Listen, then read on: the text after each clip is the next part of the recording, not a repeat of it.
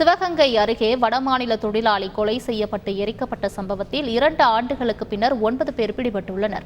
கடந்த 2022ஆம் ஆண்டு மே மாதம் சிவகங்கை அடுத்துள்ள கீழக்குளம் நெம்மேனி அருகே உடையணை கண்மாய்க்குள் பாதி எரிந்த நிலையில் ஆண் சடலம் கிடந்தது.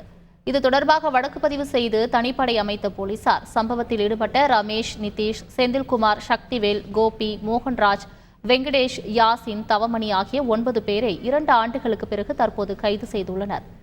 பிரிக்ஸ் கம்பெனி நடத்தி வரும் ரமேஷ் அளித்த வாக்குமூலத்தில் பீகாரை சேர்ந்த கிருஷ்ணா சிங் மற்றும் சரத் ஆகியோர் வேலைக்கு சேர்ந்த பின் தனது கம்பெனியில் திருடியதாகவும், சரத் தப்பி ஓடிய நிலையில் கிருஷ்ணா சிங்கை கட்டி வைத்து தாக்கிய போது அவர் உயிரிழந்ததாகவும் கூறியுள்ளார்.